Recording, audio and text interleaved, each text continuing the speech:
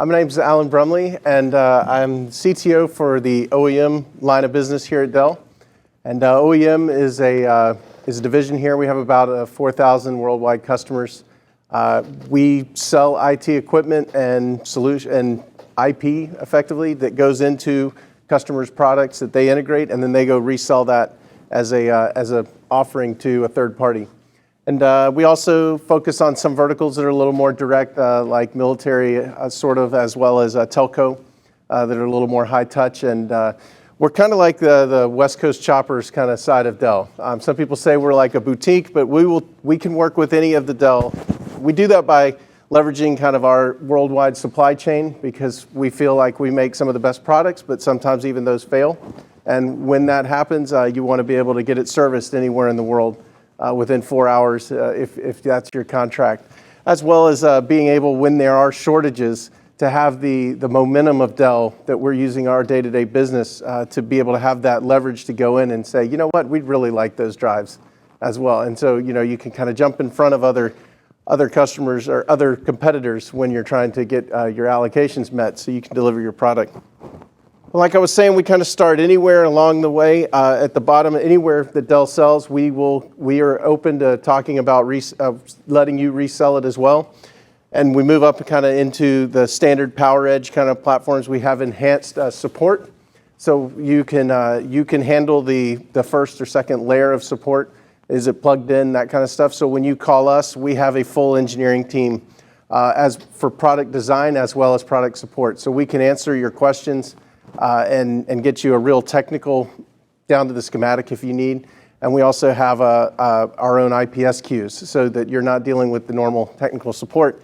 But we can go up there, we can debrand the machine so that it doesn't have Dell on it. And more importantly, we can rebrand it so that it looks like it was developed by you. Some of these solutions that our customers sell go for hundreds of thousands of dollars based on a pretty traditional 2U server or so with some funky hardware in there. But when it costs that much, it needs to command that presence in the data center. And so, you know, they spare no expense on branding. And we will go all the way up to full customization. Back there in the back, in that military case, is a product that we made for ourselves that we sell into the military segment called, that's a XR420, which is a ruggedized server highlighted for military use. Is it like an updated TCWS, that Tactical Collaborative Work Suite? Well, so we sell it to another customer that will incorporate that. And kind of what I'm here to talk about today is going to be a lot of kind of what I think you're hinting at, but it's kind of highlighting the change in architecture that we're seeing in OEM space. In some aspects, OEM customers are kind of the bleeding edge. We have a customer that does a CAT scan machine, and they come to us and say, you know, we really want a supercomputer so that we can do oil and gas exploration algorithms on the body, and we can do a full scan of the body very quickly and use minimal radiation exposure. And then as we notice parts of interest, we can come back and do a detailed scan. And to do that, we're going to need 4 GPUs in a workstation. And we say, well, we don't do that. That's not a normal config. But we have a full engineering org, and we can go make that happen. In some areas, they're not quite the bleeding edge, and kind of in cloud is one of those areas. I have examples of customers that are getting there, but kind of my focus as of late has been kind of ringing the bell that this is the kind of architecture that we're moving to and that customers need to move to as well, because solutions need to go in that direction to kind of embrace it. One of the reasons or highlights of that, if anybody's seen this chart, is kind of what is happening in the internet in a minute. And you know, YouTube has had over 3 million views in 1 minute. Uber's done about 700 rides. Amazon sold about $120,000 worth of stuff in that minute. And this is a little bit outdated, actually. And these companies have grown. Some of them probably have shrunk, but overall, I think we've had growth, and it's probably even worse than that. A lot of people missed the boat when the ship started sailing, Blockbuster being a good example.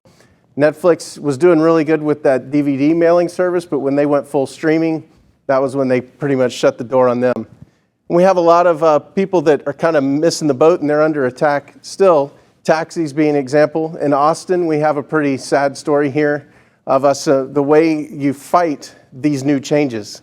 And that you see that being fought in city halls and in legislation, kind of making these rules, maybe based on some logic, but then kind of going beyond that. But it's not the right way to fight these things, and people tend to vote with their feet on how that works, and it kind of leaves you with a black eye. And then there are some that are at risk for disruption, and this is kind of the example that how can UPS and FedEx be at risk of disruption when Amazon's doing $120,000 a minute? Well, I kind of like to throw out a hypothetical situation there. Let's say that an Uber exec and an Amazon exec are out on the golf course. And in Austin, the Amazon has a distribution center where they can ship anything to your house in Austin in 2 hours for free.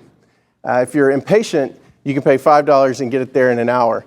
And I've tasted that. It's great. I highly recommend it if you can. But if these Uber, you can imagine like on the third hole, this Uber exec could be saying, I've got drivers all around Austin, hopefully, that are kind of idle, and we kind of know where things need to be going, where we would like to move people. The Amazon exec could say, I have a lot of pending orders that I'd love to ship through you rather than UPS if you could drop them off at a house. So these guys can actually set up a small DevOps team to go off and do a proof of concept project and actually expose APIs to Uber and vice versa to where they can share and collaborate the data and then actually plan and their logistics. And we all know these companies are very, very good at doing this kind of work. And if this hits and becomes the next Pokemon Go kind of thing, they can snap their fingers, and they need to be able to snap their fingers and scale this to their whole data center. Hypothetical example, though, I'm not saying that's what's happening, but you can never really tell what is coming down the road because customers on here, you can see they're very fickle. Some are very popular services that are now on the decline, and others are improving. But what it's really doing is driving a new change in how the data center is operating. In the traditional model is kind of the client-server scale-up kind of model. If we need a solution to go faster, we throw a faster server at it. Maybe we get fancy and do some SSDs and kind of spread out our storage if we can. But we were really depending on the infrastructure to provide the resiliency. Everything was high availability, dual path, no single point of failure. Moving forward, I think everybody's aware that we're moving to distributed apps. We scale out instead of scale up, and we're allowing the application and the microservices that compile that application to provide the resiliency. When you couple that with already high availability hardware, you can actually get beyond what you could do before, and that kind of gets you to that holy grail of really availability where you want to be. But you can't discount the improvements that the DevOps process makes of having these various web services and having a team that goes off and works on those. One of my personal examples on that is I run an Asterisk PBX at home, and I use Google Voice APIs for my speech recognition. I don't know what their dev schedule is. I just know that my calls mostly work, and as I make calls into there, it just gets better and more reliable. And that's a really good way of doing business. I can't always say it works as well. It seems like when you're in company, it gets a little bit harder because I think people are pushing the edge of those changes. But for public exposed APIs, it works pretty well. But these two paradigms are going to have to exist in the data center. They need to be able to run side by side in a lot of cases because I don't know of a data center yet that doesn't have some legacy kind of application running there that they are still required to support and interface with. But one of the things that's happening down at the individual nodes is we're seeing some contention and some traffic jams. If you go look at that blue line there, that's the slope of performance on the last few supercomputers Dell has sold. And you can see they're on a nice healthy progression upward. If you were to bring that down to the individual node, keep that slope, which is shown by that green dotted line, the actual node performance on the solid green line is starting to pull away and creating a gap. And nobody likes hearing that the next supercomputer is going to need that many more nodes to meet parity of the previous installation. And so there's going to need to be some architectural changes to fill in that gap there. And what you're really seeing is some symptoms of just x86, kind of limitations of what we can do with x86. Over the last few years, or I'd say almost the last decade, memory has gotten better, but it's a little bit outpacing the number of cores on a chip. So you can say that we've got a little bit more memory per core than we've had previously, but we have not had memory bandwidth per core get increased in the last few years. And the I/O bandwidth per core is even worse, on a worse downward trajectory. There are some chips on the market that are coming that we're excited about that hope to fix some of that, but this is where we are today. And in addition to just changing up the x86, I think you're seeing FPGAs and GPGPUs really start to have their time to shine to bridge this gap here. And we're going to talk about that in just a minute. If you guys have a question, feel free to butt in and ask. It's not a problem at all. But what I want to do is talk about where this is going. First of all, in the software, the traditional application, we're seeing a pretty much a big taper off of people investing in traditional application architectures that I see running on appliances. People are very much buying into kind of the cloud native application design. I remember a few years ago, I had a customer that was doing a load balancing application and firewall kind of appliance. And they realized that they could see very, very similar performance in carving out each network function into its own virtual appliance, and then stacking those all together onto a single entity, a single box, a physical appliance that's sold. But the change, the ROI they got on being able to do that independent software design was totally worth it. And it gave them a good growth path in the future and kind of queued them up for being able to sell this into the cloud as a virtual appliance as well. And that worked. That's a pretty good selling point because it's a good try and buy kind of market as well. Coming back to FPGAs and GPUs, they've had a history in oil and gas. I think, like I was talking about, we've even seen that in healthcare, kind of using them for the same reasons. A lot of deep learning, machine learning workloads as well, and they had a really good home in visualization. But what we're really seeing are a couple changes that are coming, both from top down and bottom up. And what I mean from top down is we're seeing orchestration layers become more and more cognizant of workloads and what these workloads need for acceleration technologies, and then matching those workloads to the individual worker nodes in the cloud that have those kind of capabilities. And I think overall, when you look longer term of where we're trying to go with some of these fabrics, I know that we were talking about that in some of the previous sessions. I think you're going to see even the acceleration technologies move out and become even maybe removed from the machine and just kind of be an accelerator on the fabric as well. But then from bottom up, FPGA design was really a very, very unique way of thinking about programming. It's a completely different language, but we're actually seeing now FPGA providers actually bundle a C compiler with their chips, which is completely different than what we've had in the past. It's a very different engineer that can do FPGA, but I would kind of equate this to moving to more like running things on Python or using Java. You do leave a little bit of performance behind that if you were going to go write that in assembler or in C code, but when you look at the valuation of saying, well, I can maybe get 70% of the potential performance out of this, and that's already 10x what I could do with Xeon, I'll take it because it's already going to fix what my problem is, and I don't mind leaving a little bit on the table as a performance. Another big change that's happening in the individual nodes is a change in the storage roadmap. I saw you guys talking about NVMe, and I kind of want to double click into that a little bit. In the past, you had memory, you had fast disks, and you had slow disks. Today, we're kind of at this explosion of a lot of different technologies and flash, ones that say, please don't write to me that often, others that say, I'm really fast at reading. And we also are seeing kind of an emergence of these high capacity DIMMs coming, these NVDIMMs. In OEM, we've had NVDIMMs for a little while. We've had a lot of requests for NVDIMMs. Storage customers especially appreciate having that non-volatile landing pad that they can throw stuff onto and then know that it persists, and it allows them to do some trickery by not going to rotational media yet or an SSD.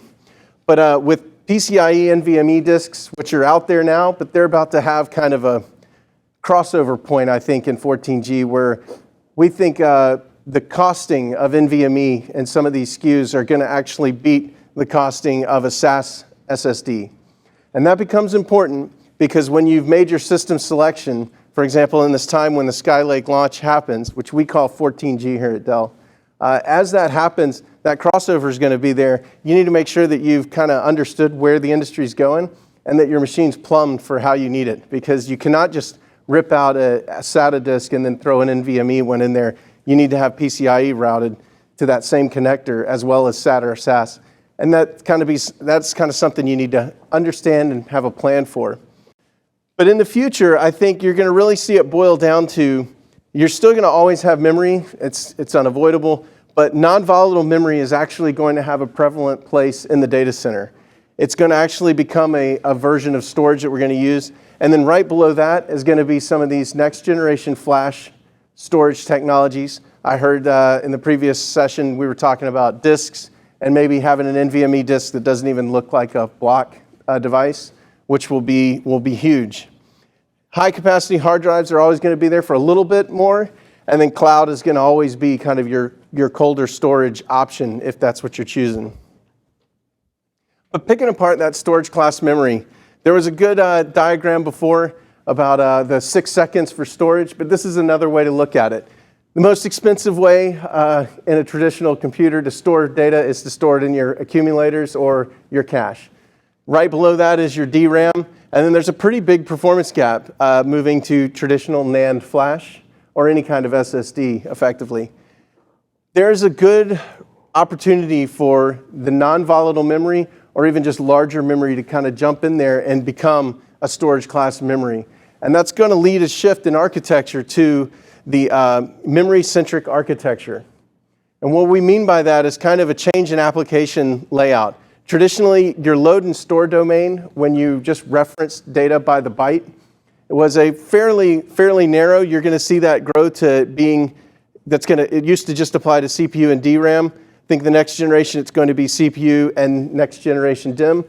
And very quickly behind that, it's going to extend into this memory-centric architecture where you are pulling data off of partner machines that are working on the same workload as you. And this is kind of an optimistic graph here saying that block is going to go away. I don't think block will ever go away, but object does have a good future being at the bottom of that, very, very cloud native, and is going to do well, I think, for a while. And a lot of this is bolstered by that technology that we were talking about. You saw vSAN talking about they're ready for RDMA kind of workloads as well. And we are seeing our customers eyeing that and being ready for that because they have to think, even if they're not doing an appliance that is functioning, providing one of those functions, they typically need to work with data center solutions that are providing those functions. And having the right protocols is pretty critical to their success. Software-defined storage is probably going to be around for a little while longer. And with the advances in non-volatile memory, which I'm not rehashing because I heard them summed up pretty well, I think software-defined storage is going to have an opportunity to expand a little bit, kind of move into some of these other workloads. I don't know that I agree completely that it's going to be all the way into high-performance computing and moving into these parallel file systems, because I think RDMA and the NVMe drives are also there as well. It's not like they only apply to this domain.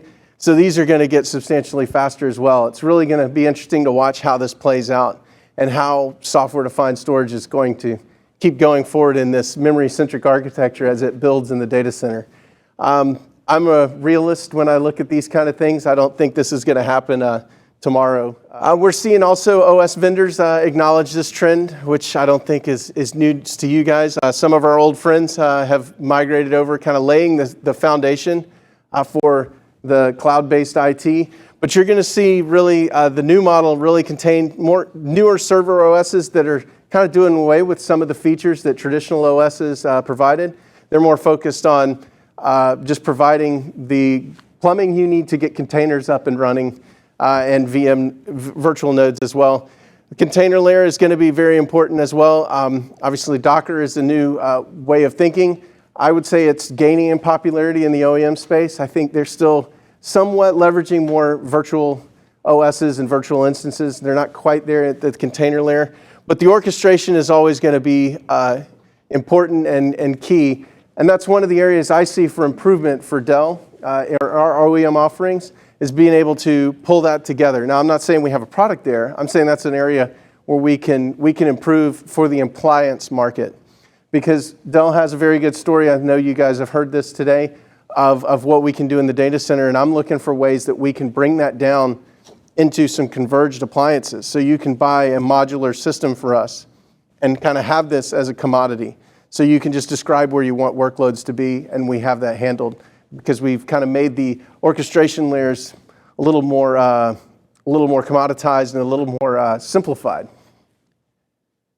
This is just kind of talking about data lakes. We have some customers that make some scale-up appliances as well, and it's pretty straightforward what's required around this. I know we've talked a lot about data analytics today, and I don't want to rehash that, but having the multi-protocol interface to this and being able to have the in-place analytics that can crunch the data and then repopulate that into a data lake and have it consumed by yet another interface is pretty important. And I think we're seeing appliances move that way to where appliance, or in this case, this is an old Isilon slide. They talk about a worker, but I talk about an appliance. Managing petabytes is going to be very, very common in the future. Because as y'all are probably very familiar, the data lake needs to be able to maintain the historical as well as the real-time streaming data coming in. Now what I want to do is talk about how Dell is positioning some of these technologies for our customers, where we play in this space. And then I want to show a couple of customer examples of how they've already taken those steps. And Dell, this doesn't come across really well. We love doing triangle slides here, but this fundamental layer is Dell's wheelhouse, certainly, of providing top-of-the-line server equipment, really good IT equipment that has some state-of-the-art management and just really trend-setting capabilities there. EMC, of course, brings along a lot of also packaged solutions that are very, very exquisite, nice solutions.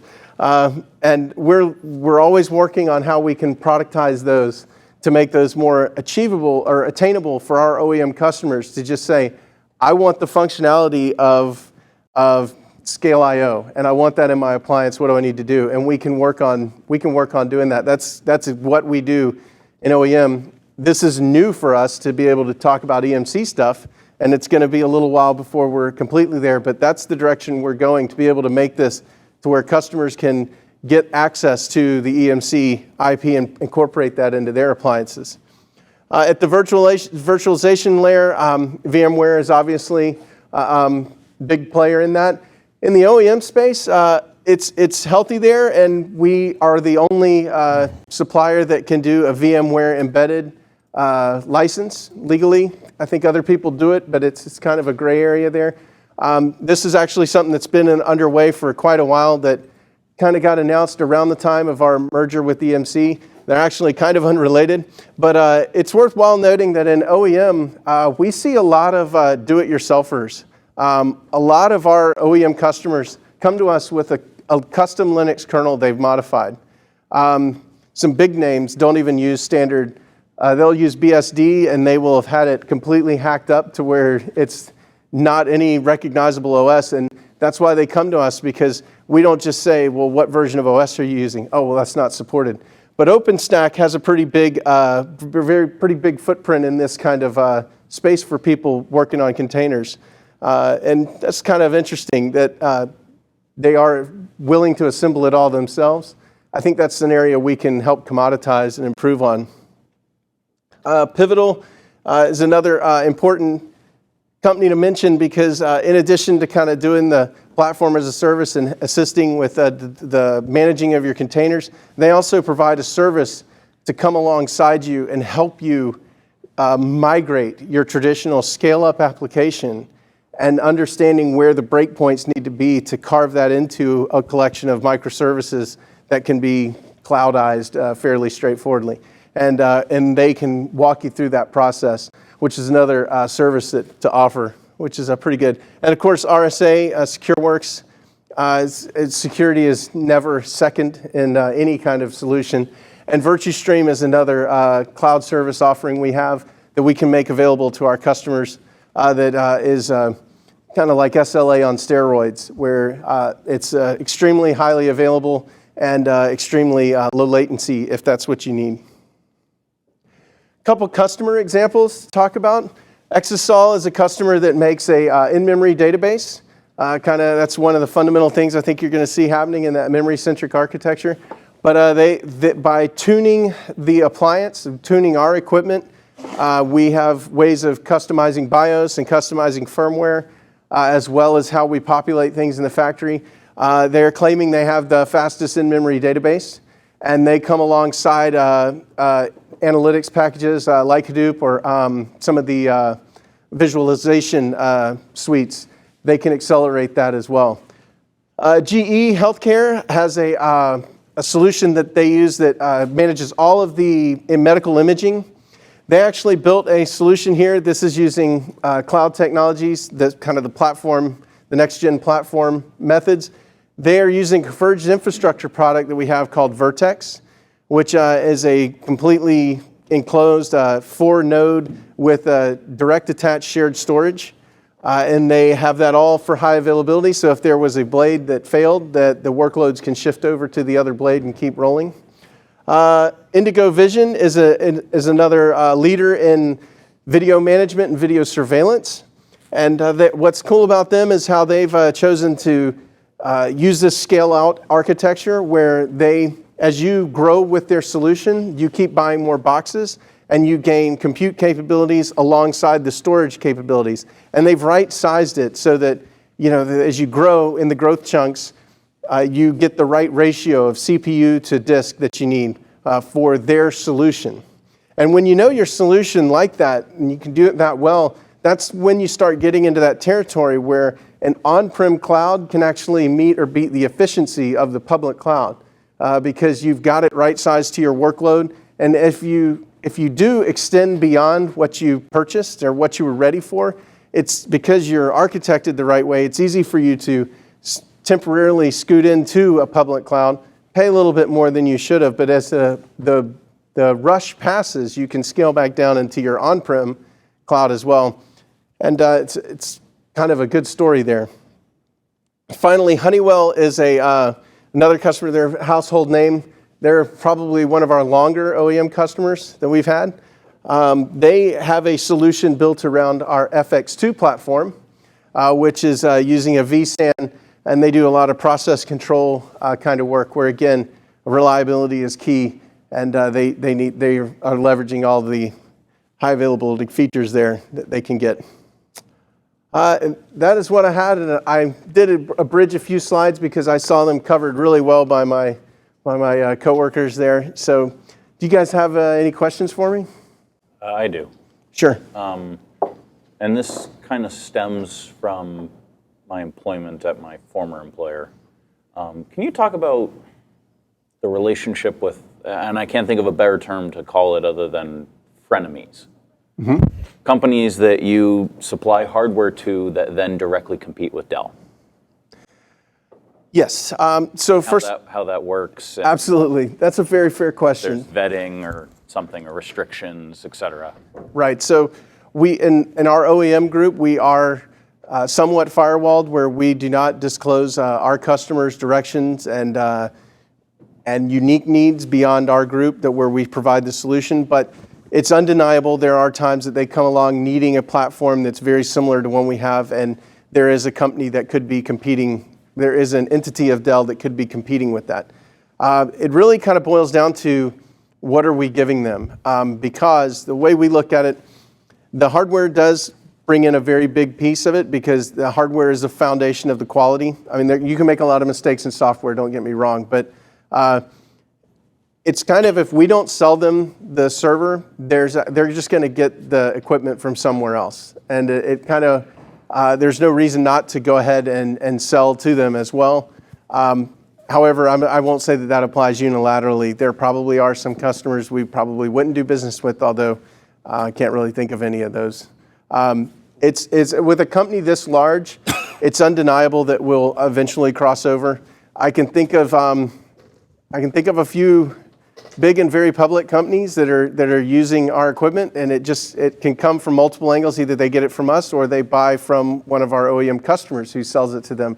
And that's a fun thing in the job to see your equipment be in their press announcements under somebody else's label. But it happens, and it's kind of unavoidable. So, yeah, I'm sorry, I don't have the most elegant answer for that. Well, no, I was just wondering, like, are there restrictions that you put in place, as far as pricing or any stuff? That might all be trade secret kind of stuff that you're not allowed to disclose, but just something that would, I know that, if they sell the product, and they win a competitive deal, you still get a piece of it because you get the OEM piece of it versus you selling the other product and winning that as well. So there's a financial incentive for you to be on both sides.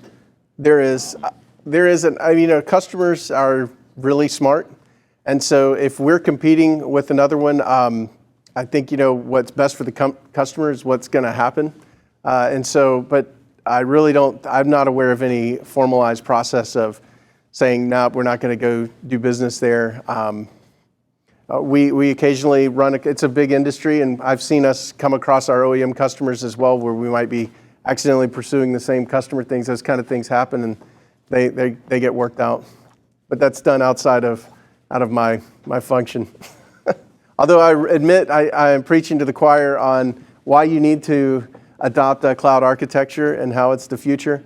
But it really is, in that case back there, that 1U server, we have a military customer that does very cloud-based, and I think that's kind of what you were talking to. They have a cloud-based solution that they pack into that container, and it's strapped to the back of a Humvee. And when they take a hill, if that becomes their next base, as more units show up and bring their own, they link them together, and then they build and scale, and now they have that much more powerful solution in place.